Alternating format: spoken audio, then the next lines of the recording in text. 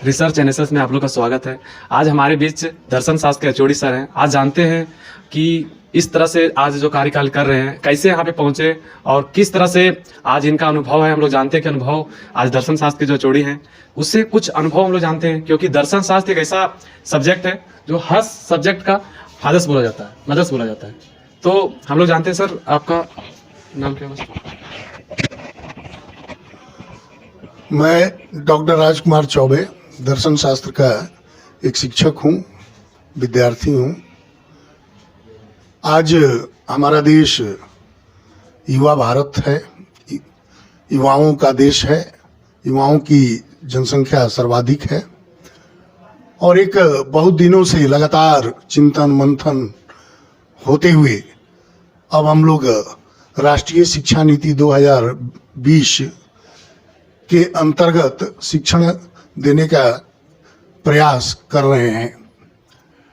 हम लोग कहते हैं युवा शक्ति राष्ट्र शक्ति। वास्तव में युवाओं के माध्यम से ही राष्ट्र का पुनर्निर्माण होता है और युवा जब शिक्षित होगा, स्वावलंबी होगा, आत्मनिर्भर होगा, संस्कारित होगा, चरित्रवान होगा तो देश भी श्रेष्ठ और जो हम लोगों की प्राचीन विश्व गुरु भारत का अवस्था रहा है उसको पुनर्प्राप्ति हम लोग कर पाएंगे। उस दिशा में दर्शन शास्त्र विषय का बहुत योगदान है और आज समाज में अपेक्षा भी है, क्योंकि दर्शन शास्त्र में न केवल हम लोग सैद्धांतिक तत्व मीमांसा, ज्ञान मीमांसा, तर्कशास्त्र जैसे भाग को पढ़ाते हैं, बल्कि साथ ही साथ हम लोग नीति शास्त्र, पर्यावरण नैतिकता, भारतीय दर्शन में योग और चरित्र गठन की प्रक्रिया इत्यादि और विश्व के जो सभी पंथ हैं अलग अलग, उनका तुलनात्मक अध्ययन भी हम लोग विद्यार्थी के रूप में करते हैं, जिसका प्रचार प्रसार समाज में जरूरी है, शांति के लिए, सद्भावना के लिए और सकारात्मक दिशा में युवा शक्ति अपनी पूरी ऊर्जा लगाए, उसको अपने नियत कर्म का कर्तव्य बोध हो और समाज में जब दर्शन शास्त्र विषय का अध्ययन करके जब वो निकले तो जिन बिंदुओं को, जिन विषयों को दर्शन शास्त्र के पाठ्यक्रम के अंतर्गत अध्ययन किया गया है उसका स्वयं व्यवहार में अनुकरण करे और समाज से भी उसके लिए अनुकरण करने के लिए आग्रह करे। जो स्वामी विवेकानंद जी को भी हम लोग पाठ्यक्रम में पढ़ाते हैं, स्वामी विवेकानंद जी का जो कंसेप्ट बी एंड मेक का रहा है, आज समाज में उसको चरितार्थ करने की ज़रूरत है। और जैसा कि अभी प्रश्नकर्ता जो हमारे विद्यार्थी भी रहे हैं उन्होंने कहा, एनएसएस के अंतर्गत वो शोध कार्य, सर्वे कार्य में लगे हैं। तो आज दर्शन शास्त्र विषय भारतीय दार्शनिक परंपरा, आध्यात्मिक परंपरा, भारतीय ज्ञान परंपरा को समझते हुए जब समाज में जाएंगे, जिस तरह के युवा सन्यासी की परिकल्पना स्वामी विवेकानंद जी किए थे, वो दर्शन शास्त्र विषय का गहन अध्ययन और उसका व्यवहार में अनुकरण के माध्यम से ही आ सकता है। तो इस दिशा में कुछ समस्याएं भी हैं जिनके लिए विद्यार्थीगण आज संघर्ष भी कर रहे हैं। हम लोगों का संत कोलंबा महाविद्यालय का दर्शन शास्त्र विभाग अत्यंत प्रतिष्ठित विभाग रहा है, प्राचीन विभाग रहा है और आज भी हम लोग लगातार प्रयास कर रहे हैं कि इस महाविद्यालय के ऐतिहासिक प्रतिष्ठा के अनुरूप इस विभाग को कैसे पुनर्स्थापित किया जा सके। और हम लोगों को इस दिशा में एक सबसे बड़ी उपलब्धि के तौर पर ये मिला कि आज हम लोग के संत कोलंबा महाविद्यालय के दर्शन शास्त्र विभाग में विद्यार्थियों की संख्या लगातार बढ़ी है।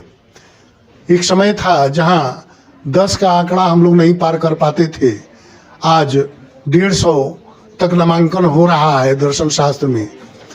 तो दर्शन शास्त्र पढ़कर निकलने वालों की संख्या भी बढ़ रही है समाज में, और वो विद्यार्थीगण आकर हम लोगों से पूछते हैं, कहते हैं कि सर हम लोग दर्शन शास्त्र पढ़कर डिग्री लिए तो हम लोगों को समाज में शिक्षक बनकर समाज का निर्माण करने की भूमिका का निर्वहन करने का दायित्व भी मिलना चाहिए स्कूल से, +2 से, और उच्च शिक्षा में तो है ही। तब जाकर सही मायने में दर्शन शास्त्र विषय का जो प्रासंगिकता है सामाजिक, वो परिपूर्ण हो पाएगा। क्योंकि दर्शन शास्त्र विषय के प्रति आकर्षण तभी होगा जब दर्शन शास्त्र विषय पढ़कर विद्यार्थी रोजगार भी पा सकेगा, स्वावलंबी भी हो सकेगा, और इस दिशा में भी निरंतर प्रयास किया जा रहा है। और आज हम लोगों को खुशी है कि भारतीय दर्शन के पाठ्यक्रम का विषय रहा योग आज पूरा विश्व के द्वारा स्वीकृत किया जा चुका है। आज पूरा विश्व योग दिवस मनाता है। और उसी तरह से जो यहाँ हम लोग भारतीय दर्शन के अंतर्गत संस्कृत वांग्मय के जो ग्रंथ हैं, चाहे वो वेद हो, उपनिषद हो, पुराण हो, स्मृति हो, श्रीमद् भगवत गीता हो या योग सूत्र हो, ऐसे बहुत सारे भरे पड़े हैं जिसका अध्ययन, अनुसंधान और उस पर शोध आज के समसामयिक संदर्भ में अत्यंत आवश्यक प्रतीत होता है। और इस दिशा में भी हम लोग एक दर्शन शास्त्र के विद्यार्थी के रूप में अपना प्रयास करेंगे, करने का प्रयास हम लोग कर भी रहे हैं। और इस महाविद्यालय के लिए तो और भी महत्वपूर्ण हो जाता है, क्योंकि इस महाविद्यालय के स्थापना के बाद सर्वप्रथम जो प्राचार्य बने वो दर्शन शास्त्र विषय के ही बने। और सौभाग्य से अभी भी महाविद्यालय के जो प्रभारी प्राचार्य हैं वो दर्शन शास्त्र विषय के ही हैं। तो आज दर्शन शास्त्र विषय को लेकर विद्यार्थियों में, समाज में, अभिभावकों में एक जागरूकता बन रही है, आकर्षण बन रहा है, आवश्यकता महसूस करते हैं और उसको पूरा करने का प्रयास भी हम लोग करेंगे। और ये अकेले का विषय नहीं है, सामूहिक प्रयास का विषय है। और जैसे जैसे दर्शन शास्त्र विषय के शुभचिंतक, मार्गदर्शक और विषय को आगे बढ़ाने का कार्य करने वालों का एक संगठित स्वरूप बनेगा, वैसे वैसे इस दिशा में हम लोग और भी आगे बढ़ेंगे। और इस दृष्टि से भी हम लोगों की भविष्य में योजना है और उसको क्रियान्वित करने का हम लोग प्रयास करेंगे। सर, अभी के समय में आप देखते होंगे कि बहुत ज़्यादा भुखमरी, बहुत ज़्यादा जो आज समय में जो चल रहा है बेरोजगारी, तो आने वाला समय में जिस तरह से जनसंख्या वृद्धि हो रहा है तो किस तरह से कंट्रोल किया जाए, किस तरह से चलाया जाए। आज देख रहे हैं कि किसी को कुछ नौकरी नहीं मिल रहा है, कोई भूखे मर रहा है। इसमें क्या करना चाहिए? जो आज सबसे ज़्यादा मान लीजिए दूसरा नंबर में जनसंख्या में, इसको किस तरह से बचाया जाए? और जिस तरह से शिक्षा का जो यहाँ पे भय रहा है, शिक्षा का पद्धति, आज शिक्षा का पद्धति जो हम लोग है मैकुलर जो बोला जाता है, उसका शिक्षा पद्धति हम लोग ले रहे हैं। ताकि हम लोग को पहले रहता था गुरुकुल में हम लोग पढ़ाया जाता था। ये कॉलेज स्कूल जो आया है ये तो अंग्रेजी सब लाया गया। और आज जो हम जिस कॉलेज में हैं, सत कोलंबस कॉलेज हजारीबाग, जो सबसे 1899 ईस्वी में इसका स्थापना हुआ है। पहले के यहाँ पे बच्चे लोग जो रहते थे वो यहाँ पे एडमिशन बंगाल या तो अंग्रेज लोग पढ़ते थे। सर, यहाँ किस तरह से बदलाव हुआ, कैसे कैसे यहाँ पे अवसर हुआ, इसके बारे में? भारतवर्ष में स्कूल, महाविद्यालय, विश्वविद्यालय लाने वाले अंग्रेज नहीं रहे। अंग्रेजों के आने के पूर्व भी हमारे यहाँ गांव-गांव में स्कूल हुआ करते थे। और जिस समय नालंदा विश्वविद्यालय, तक्षशिला विश्वविद्यालय जैसे विश्वविद्यालय हमारे यहाँ थे, उस समय पूरे विश्व से लोग यहाँ के ज्ञान, विज्ञान, दर्शन अध्ययन करने के लिए, उस पर शोध करने के लिए आते थे। यशपाल कमेटी का सर्वे है, उसका अगर अध्ययन किया जाए तो हम लोग देख सकते हैं कि आज़ादी के पूर्व और अंग्रेजों के आने के पूर्व भी हमारी शिक्षा व्यवस्था कितनी सुदृढ़ थी। और शिक्षा प्रशासन के अंतर्गत न होकर सामाजिक सहयोग से, सामुदायिक सहयोग से गुरुकुल व्यवस्था परंपरा के अंतर्गत चलते रहा है। आज भी उस दिशा में हम लोग अगर बढ़ सके तो अच्छा रहेगा। और दूसरी चीज, जहाँ तक जो अभी समाज में ज्वलंत समस्याएं हैं, चाहे वो अशांति, आतंकवाद, व्यभिचार, भ्रष्टाचार, मानसिक तनाव, तरह तरह की बीमारियां इत्यादि, इन सबों का समाधान भारतीय जो ग्रंथ हैं और भारतीय जो चिकित्सा पद्धति आयुर्वेद है और भारतीय दर्शन के आध्यात्मिक चिंतन धारा में मौजूद रहा है। लेकिन जैसा कि आप बतला रहे हैं, मैकाले शिक्षा पद्धति से हम लोग प्रभावित हुए, इससे हम भी सहमत हैं। और प्रभावित ही नहीं हुए, केवल उसका अंधा अनुकरण करते गए, जिसका खामियाजा ये हुआ कि हम अपनी वास्तविक जो हम जिसको हम लोग कहते हैं स्व, हमारा स्व, वो अपने स्व को हम लोग छोड़ते गए। और जिसका परिणाम ये हुआ कि हम केवल पाश्चात्य अंधा अनुकरण में ही और वहाँ की जो उपभोक्तावादी संस्कृति के गिरफ्त में ही चले गए और हमारा स्वार्थ और अनियंत्रित विकास की जो व्यवस्था हम लोग चलाए, जिसका दुष्परिणाम के रूप में आज हम लोग पर्यावरण संकट के रूप में अनुभव कर रहे हैं। तो इसका निदान और समाधान पुनः हमको अपने आध्यात्मिक परंपरा की ओर लौटना होगा, उसको जानना होगा, उसको अध्ययन करना होगा, समझना होगा। क्योंकि स्वाध्याय हमारे यहाँ अधिकांश चिंतकों ने महत्वपूर्ण माना है। जो हम लोग मानते हैं कि हमारे जीवन का अंतिम लक्ष्य मोक्ष है, तो मोक्ष मार्ग में स्वाध्याय की भूमिका को अधिकांश लोगों ने स्वीकारा है। और उस स्वाध्याय में पाठ्य वस्तु के रूप में हमारे जो महाग्रंथ हैं, हमारे जो दार्शनिक परंपरा के ज्ञान हैं, वो अगर हम लोग रख कर स्वाध्याय करके आगे बढ़ें तो ये जो समस्याएं हैं उसका समाधान भारतीय चिंतन धारा, भारतीय संस्कृति का जो जीवन मूल्य है, उस जीवन मूल्य में ही है, ऐसा पूरे विश्व ने स्वीकार किया है। अभी कुछ कालखंड पहले कोरोना महामारी कालखंड में पूरे विश्व को लगा, खास करके विकसित देशों जिनके पास जो है चिकित्सा व्यवस्था बहुत सुदृढ़, आर्थिक व्यवस्था बहुत सुदृढ़, फिर भी वहाँ लोग जिस अनुपात में मरे, अपने यहाँ भारतवर्ष में तुलनात्मक कम रहा। तो उसके पीछे हमारे यहाँ का जीवन पद्धति, प्रकृति पूजा हमारे जीवन में रहा है, हमारे त्योहारों में रहा है, पर्व में रहा है। तो इसको जो हम लोगों ने छोड़ा, इससे भटके, इसको पुनः अगर हम लोग अपने जीवन में अपनाए, और जैसा कि श्रीमद् भगवद गीता में श्री कृष्ण जी भी कहे हैं कि जो ज्ञान योग है या कर्म योग है, उसका संदेश वो ऐसे पहले व्यक्ति नहीं है जो पहली बार अर्जुन को दे रहे हैं, पहले भी बहुत बार बहुत लोगों के द्वारा दिया जा चुका है।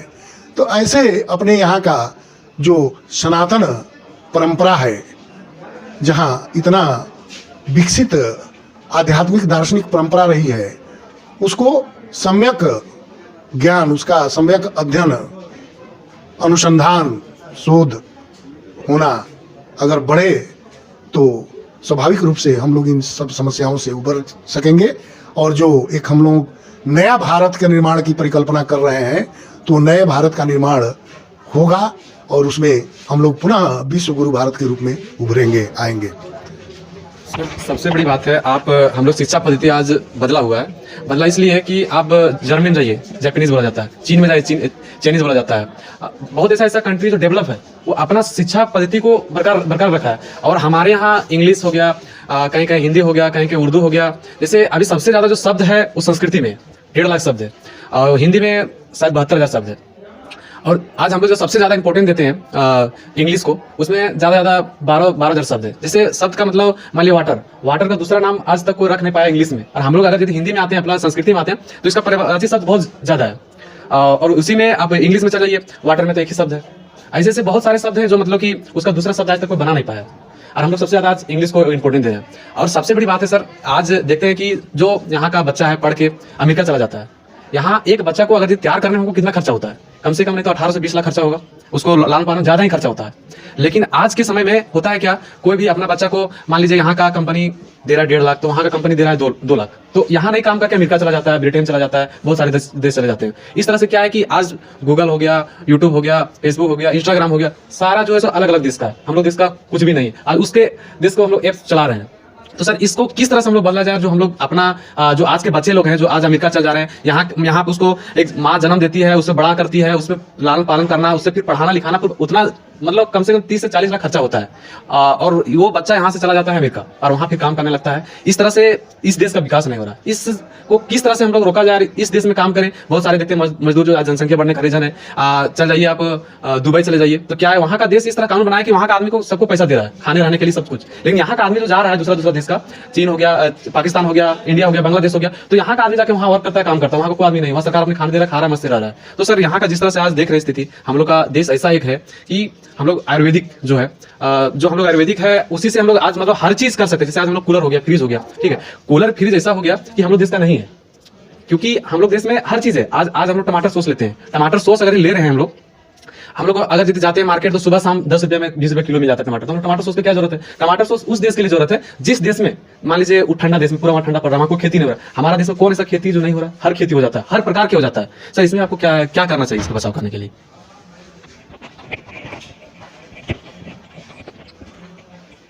आपके प्रश्न बहुत व्यापक संदर्भ में है। जहाँ तक स्वदेशी की भावना है उसको तो हमारे यहाँ प्राचीन काल से ही ऋषि मुनियों ने और बाद में कई महापुरुषों ने बहुत विस्तार से समाज के समक्ष रखा है। अभी राष्ट्रीय शिक्षा नीति 2020 में बहुभाषा पर जोर दिया गया है और स्थानीय भाषा, मातृभाषा पर भी बहुत जोर दिया गया है। और जहाँ तक वैज्ञानिकों का भी ये मानना रहा है कि विद्यार्थी जितना सरलता से, सहजता से कठिन से कठिन चीज़ों को अपनी मातृभाषा में समझ सकता है, उतना अंग्रेजी में संभव नहीं है।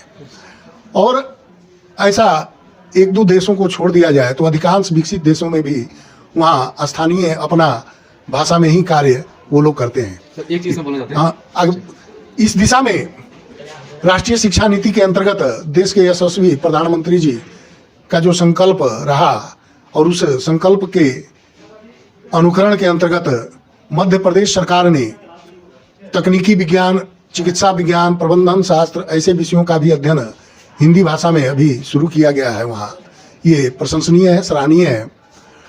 और इस दिशा में अपने अंदर आत्मविश्वास लाना होगा, क्योंकि आज अर्थ युग है, मार्केटिंग का युग है। आज हम लोग चूंकि जनसंख्या हमारे देश का बहुत ज़्यादा है, तो एक बाजार के रूप में हमारे देश को देख रहा है पूरा विश्व, विशेष करके विकसित देश, जहाँ के प्रोडक्ट इस बाजार में बेचने के लिए तैयार होता है। आज वो लोग हमारे यहाँ के स्थानीय भाषाओं का अपने यहाँ अध्ययन कराना शुरू किए हैं, क्योंकि वो समझ गए हैं कि वहाँ जाकर अपने प्रोडक्ट का प्रचार प्रसार वहाँ की भाषा में ही हम कर पाएंगे, अंग्रेजी में संभव नहीं है। और वैसे भी 2-3% से ज़्यादा अंग्रेजी जानने वाले अभी भी नहीं है समाज में। अंग्रेजी का विरोध नहीं है, लेकिन अपने मातृभाषा के प्रति, अपने देश के भाषा के प्रति अंदर सम्मान हो, निष्ठा हो, विश्वास हो, ये जरूरी है। और ये अगर होगा तो जैसा कि आप बतलाए कि संस्कृत जो शब्दकोश के दृष्टि से सबसे प्राचीन भाषा भी है और सबसे विकसित भाषा भी है, और यहाँ तक कि विज्ञान के दृष्टि से उसको कंप्यूटर की भाषा भी माना जाता है। तो ऐसे विषयों के बारे में प्रायोजित ढंग से ये भ्रांति फैलाया गया कि संस्कृत भाषा बहुत क्लिष्ट है पढ़ने में, जानने में, बोलने में, जबकि ऐसा नहीं है। अभी भी अपने देश में कई गांव ऐसे हैं जिसमें आपसी बोलचाल की भाषा संस्कृत है। वो लोग डिग्री नहीं लिए हैं, बहुत अध्ययन नहीं, लेकिन संस्कृत में ही बात करते हैं। तो ऐसा नहीं है, संस्कृत तो अपना सबसे प्राचीन और मातृभाषा की जननी तो है ही। अन्य भाषा भी, चाहे दक्षिण भारत के हों, चाहे बंगाल के हों, चाहे उड़ीसा के हों, अन्य प्रदेश के, राष्ट्रीय शिक्षा नीति के अंतर्गत ये एक स्वीकार किया गया है कि हर प्रदेश के लोग एक दूसरे के प्रदेश के भाषा को अगर पाठ्यक्रम में डालकर विद्यार्थियों से आग्रह करें स्कूल से ही कि कोई ना कोई एक भाषा अपने देश के विभिन्न प्रदेशों का भी हमको पढ़ना चाहिए, जानना चाहिए। तो जब ये इस तरह का भावना विकसित होगी तो अपने यहाँ का जो भाषा है उसकी स्वीकार्यता जो है पूरे देश में एक समान बनेगी, ऐसा पूरा विश्वास है। और एक और जो लोकल फॉर वोकल का जो अपना चल रहा है कि लोकल को वैश्विक बनाने का, और इसमें ये भी प्रावधान एक किया गया है कि जो सुदूरवर्ती ग्रामीण क्षेत्र के विद्यार्थी हैं जो अपने इच्छा अनुसार, अपने रुचि के अनुसार अध्ययन करके जब निकलते हैं तो उनके गांव के ही आसपास उनको रोजगार दे दिया जाए, तो इससे गांव में जागरूकता भी आएगा और गांव के प्रति लोगों के अंदर श्रद्धा और निष्ठा का भाव भी बढ़ेगा। क्योंकि अब ये माना जा चुका है कि शहरीकरण, औद्योगिकीकरण आदि की भी एक सीमा है। जब तक हमारा गांव विकसित नहीं होगा, गांव मजबूत नहीं होगा, गांव जागरूक नहीं होगा, तब तक हम सही मायने में श्रेष्ठ भारत की परिकल्पना को साकार नहीं कर पाएंगे। और स्थानीय स्तर पर पढ़कर जब स्थानीय गांव के ही आसपास युवा वर्ग काम करेगा तो उसके माध्यम से एक अच्छा संदेश जाएगा, जो राष्ट्रीय शिक्षा नीति में ये भी एक बहुत प्रमुख प्रावधान के अंतर्गत रखा गया। इस तरह के बहुत अच्छी अच्छी चीजें जो है स्वीकारी गई है। अब है क्रियान्वयन का। तो क्रियान्वयन केवल सरकार या केवल शिक्षण संस्थान या केवल शिक्षक ही नहीं कर पाएंगे, उसमें सबकी भूमिका है, उसमें समाज की भी भूमिका है, अभिभावक की भी भूमिका है, समुदाय की भी भूमिका है। और जब सब लोग अपनी अपनी भूमिका को समझते हुए, अपना कर्तव्य बोध मानते हुए जब उस दृष्टि से अपना कार्य करेंगे तो सफलता हमें मिलेगी और इन सब समस्याओं से हम लोग उभरेंगे और अपना जो हर क्षेत्र में स्वदेशी चीज़ों के प्रति हमारे अंदर उत्साह बढ़ाने का कार्य करेगा, ऐसा हमें विश्वास है। इसके लिए सामूहिक प्रयास और जागृति की जरूरत है और वो हम लोग को करना चाहिए, ये मेरा मानना है। सर इसमें देखिए अभी जो सबसे ज्यादा मान लीजिए कि 10 से 12 देश जो गुलाम थे वही सब इंग्लिश आज मतलब कि वही देश में चल रहा है, उसके बाद अनदर देश में सब अपना भाषा चला रहा है। सर इसमें कहीं ना कहीं हम लोग को आज शिक्षा पद्धति जो है, मान लीजिए कि मैक्योलॉजी आप तो जानते होंगे इसके बारे में। तो पहले क्या था ना कि अगर यदि आप संस्कृत में पढ़ रहे हैं, हिंदी में पढ़ रहे हैं, तो वो क्या किया ना, स्कूल में जब पढ़ाया जा रहा था संस्कृति तो उसमें बैन कर दिया गया कि अगर कोई भी संस्कृति से पढ़ता है, कोई भी शिक्षा लेता है, उसको मान्यता नहीं दिया जाएगा सरकार द्वारा। इसके लिए वो इंग्लिश लाया जाए और इंग्लिश को हम लोग बढ़ावा दिए। तो सर कहीं ना कहीं सर आप इसमें हमको ये बताइए कि इतना साल से आप टीचर रहे और बहुत सारे बच्चे को आप शिक्षा दिए, बहुत सारे पास आउट हो गए, तो इसमें आपको मतलब जन्म से लेकर अभी तक क्या अनुभव हुआ? क्या हम लोग को अभी जो शिक्षा, अभी हम लोग स्टूडेंट है तो हम लोग क्या, हम लोग अभी मतलब जैसे मान लीजिए कि जो हम लोग स्टूडेंट में गलती कर चुके हैं, बाद में पता चलता है कि ये गलती हम लोग की है, हम लोग को क्या नहीं करना चाहिए? आपको इसके बारे में अनुभव होगा कि बच्चा कहाँ जाता है, किस जगह पे गलती करता है, किस जगह पे जाके भटक जाता है, वो हम लोग क्या, हम लोग उसमें जो करें जो हम लोग भटके नहीं, इसके बारे में सर आप कुछ थोड़ा सा बताइए।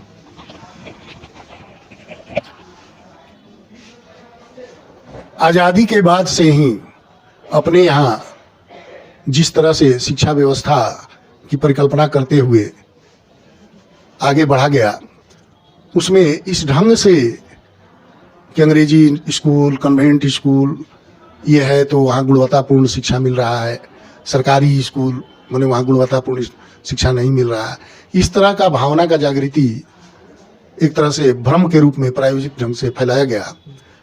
और इसका समाधान तभी होगा जब हम सब संकल्पित होकर आगे बढ़ेंगे, जब हम अपने बच्चों को सरकारी स्कूल में पढ़ाना शुरू करेंगे। यहाँ एक ऐसी धारणा बनी, गरीब से गरीब तबका भी अपना जो रोजी रोटी का उसका खर्च है उसमें से कटौती करके भी अपने बच्चे को अंग्रेजी स्कूल में नामांकन कराने के लिए दौड़ते हुए दिखता है। ये मनोवृत्ति तभी बदलेगा जब ऊपर से हम लोग बदलाव करेंगे, जब एक IAS, IPS, प्रोफेसर, शिक्षक, सरकारी अधिकारी, कर्मचारी सब लोग जब अपने बच्चों को सरकारी स्कूल में अध्ययन करने के लिए जब भेजना शुरू करेंगे तो सरकारी स्कूल का शिक्षा व्यवस्था भी ठीक होगा, गुणवत्तापूर्ण शिक्षा भी वहाँ सुदृढ़ होगा और ये जो अंग्रेजियत आधारित शिक्षा प्रणाली ये कमजोर पड़ेगा। तो ये दूर करने का एकमात्र संकल्पित सामूहिक प्रयास ही हो सकता है। इसको सरकारी कानून बनाकर अध्यादेश लाकर नहीं संभव है।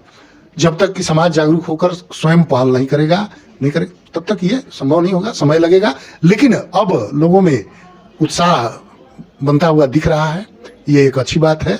और गुणवत्तापूर्ण शिक्षण, ये ठीक है, वैश्विक स्तर पर शोध और अनुसंधान और उच्च शिक्षण के दृष्टि से अंग्रेजी का महत्व हो सकता है, लेकिन स्कूल से लेकर शिक्षण कार्य जब तक हम लोग अपने मातृभाषा और यहाँ का जो हिंदी भाषा जो सब सर्वाधिक प्रचलित भाषा है इसमें देने का अगर पहल नहीं करेंगे, जो कि हो सकता है, संभव है। जब मध्य प्रदेश में वहाँ चिकित्सा विज्ञान और प्रबंधन शास्त्र और तकनीकी क्षेत्र में दिया जाना शुरू हो गया है, तो स्कूल और महाविद्यालय में तो दिया ही जा सकता है। वहाँ अगर कोई कहता है कि नहीं हिंदी से संभव नहीं है, तो ये हमको पूरा तार्किक नहीं अनुभव होता है, क्योंकि वहाँ पर हम मातृभाषा को और हिंदी को प्रश्रय दे सकते हैं, देना भी चाहिए ऐसा। लेकिन इसके लिए संकल्पित प्रयास और सामूहिक प्रयास, और ये सामूहिक प्रयास में सबकी भूमिका है, समाज की भी है, सरकार की भी है, शिक्षण संस्थान की भी है। सबसे ज्यादा भूमिका शिक्षकों की है, क्योंकि शिक्षक ही जो है समाज के निर्माता माने जाते हैं, और अभिभावकों को भी है, क्योंकि आज भी हम देखते हैं कई विद्यार्थी ऐसे मिलते हैं जो किसी अन्य फील्ड में जाकर अपना अध्ययन करना चाहते हैं, लेकिन अभिभावकों के द्वारा भी दबाव बनाया जाता है कि नहीं तुम यही पढ़ो, तुमको इंजीनियर बनना है, तुमको डॉक्टर बनना है, तुमको हो सकता है इससे और अच्छा वो दूसरे फील्ड में जिसमें उसकी रुचि है वो कर सकता है, प्रोत्साहित करना चाहिए। तो ऐसा मनोभाव अभिभावकों को भी बनाना चाहिए कि विद्यार्थियों पर छोड़ना चाहिए। इसीलिए अभी जो रटंत विद्या की जो प्रणाली रही है उसको दूर करते हुए क्रिटिकल थिंकिंग का जो दौर चला है, उसमें विद्यार्थियों को बहुत स्वतंत्रता दिया गया है, और यह भी व्यवस्था की गई है कि विद्यार्थी स्वयं भी अपना मूल्यांकन करेगा, विद्यार्थी का जो सहपाठी है वो भी उसका मूल्यांकन करेगा, और शिक्षक भी उनका मूल्यांकन करेंगे। त्रिस्तरीय जब मूल्यांकन होगा, आगे बढ़कर और भी स्तरीय हो सकता है, तो स्वाभाविक रूप से विद्यार्थियों को स्वतंत्रता मिली है, और ये एक अच्छा संकेत है। बदलाव आएगा, लेकिन बदलाव तभी आएगा जब हम सब लोग जागृत होंगे, और इस जागृत करने की दृष्टि से दर्शन शास्त्र विषय की प्रासंगिकता और उपयोगिता हमेशा रही है, रहेगी, और वो आगे भी बढ़ते हुए हमको दिख रहा है। आज समाज को लग रहा है कि दर्शन शास्त्र की जरूरत है हमको, क्योंकि कई जो जैसा कि अभी आप कुछ समय पहले कई समस्याओं का जिक्र किए, उन सारी समस्याओं का अगर समाधान कहीं है तो वो दर्शन में है। अब दर्शन को जानना तक सीमित न रखकर उसका अनुकरण व्यवहार में करना, ये जब बढ़ेगा तो निसंदेह बहुत इसका प्रभाव पड़ेगा, सकारात्मक और रचनात्मक प्रभाव पड़ेगा, और न केवल शिक्षा व्यवस्था के लिए बल्कि पूरे देश की व्यवस्था के लिए ये एक बदलाव का संकेत होगा, प्रयास होगा, पहल होगा। धन्यवाद। ठीक है सर, आपको आप 1 मिनट लेते, ज़्यादा नहीं अब हो गया सर। इसमें आपको कार्यकाल आप संभाल रहे हैं, है ना कहीं बहुत सौभाग्य की बात है, आपको मिल गया है और आपको ऑफिस भी मिला हुआ है, तो सर इसमें आपको खुशी तो बहुत होगी। कभी सोचे होंगे कि आप इस पे कार्यकाल आप संभालें दर्शन शास्त्र की HOD? बस थोड़ा सा सर। आप बाबू हमारे प्रिय विद्यार्थी रहे हैं, ये सब पद का कोई बहुत भूमिका महत्व हमारे दृष्टि से नहीं है। हम एक शिक्षक हैं, वही मूल है हमारा। शिक्षण देना, शोध कार्य करना, उससे समाज को अवगत कराना, ये अपना हम उद्देश्य मानकर चलते हैं, और ये विभाग के लिए संचालित करने के लिए कक्ष है, ये कोई मेरा व्यक्तिगत कार्यालय नहीं है। ये सभी जो शिक्षक यहाँ पर हम लोग 4 लोग हैं दर्शन शास्त्र विभाग में, सबका कक्ष है, और सब लोग हम लोग आपस में मिलकर सामूहिक प्रयत्न भी कर रहे हैं, और सामूहिक प्रयास से ही सफलता अब तक मिली है और आगे भी मिलेगी, ऐसा हमको पूरा विश्वास है। धन्यवाद। अगला वीडियो मिलते हैं नए मुद्दे के साथ।